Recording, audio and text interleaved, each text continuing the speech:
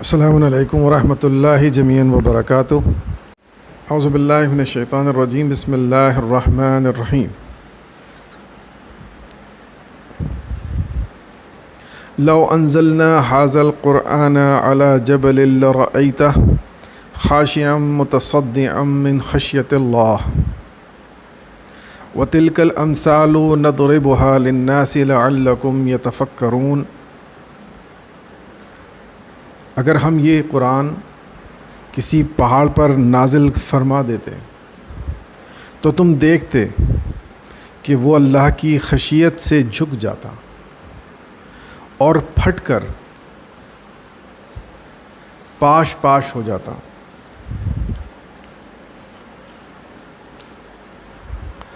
اور یہ مثالیں ہم انسانوں کو اس لیے بتا رہے ہیں تاکہ وہ غور کریں۔ یہ مثالیں ہم انسانوں کے لیے بیان کر رہے ہیں تاکہ وہ غور کریں۔ اس آیت پر جب بھی میں نے غور کیا تو ایک سوال میرے ذہن میں ہمیشہ اٹھا کرتا تھا کہ آخر وہ کون سی چیز ہے جس کو اللہ تبارک و تعالیٰ یہاں پر بیان فرما رہا ہے۔ یعنی دین میں ایسی کون سی مشکل ذمہ داری ہے یا وہ کون سی بھاری چیز ہے،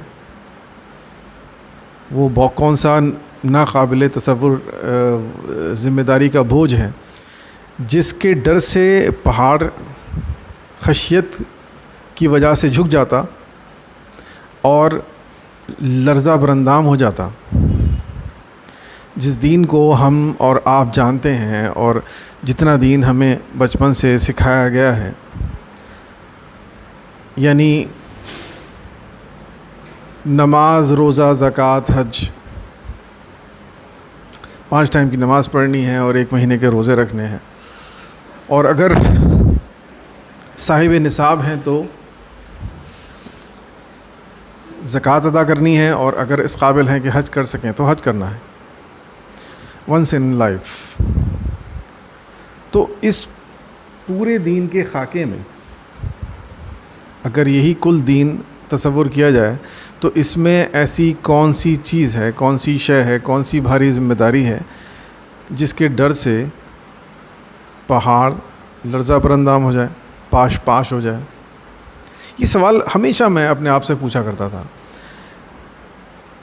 تو اس کا جواب ڈھونڈنے کے تجسس میں ایک لمبا وقت میں نے گزارا اور اللہ تبارک و تعالیٰ سے مستقل دعا کرتا رہا، التجا کرتا رہا کہ اللہ تبارک و تعالیٰ اس چیز کو مجھے سمجھا دے۔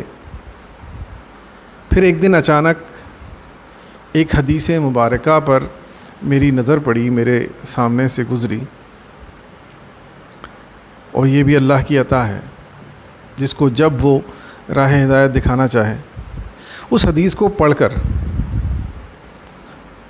یہ بات میرے سمجھ میں آنا شروع ہوئی کہ وہ ذمہ داریاں کون سی ہیں، وہ چیزیں کون سی ہیں دین میں جو اس قدر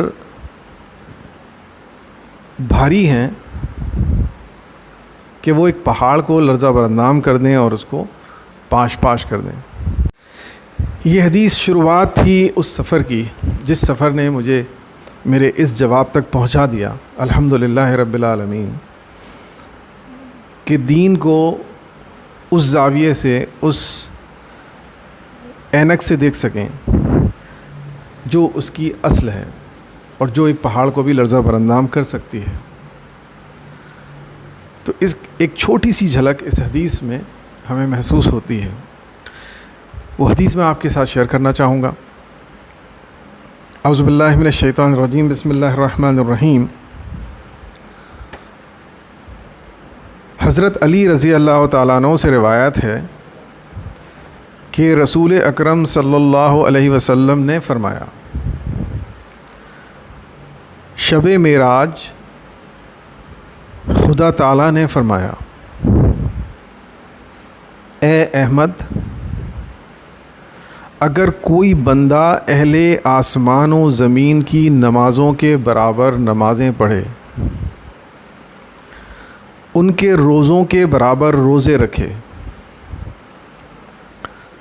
ملائکہ کی طرح غذا کو ترک کر دے، عبادت گزاروں کا سا لباس پہنے،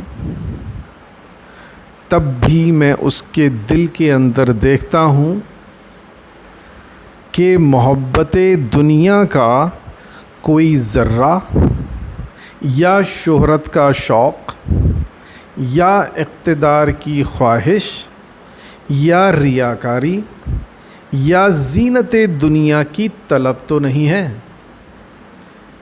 کیونکہ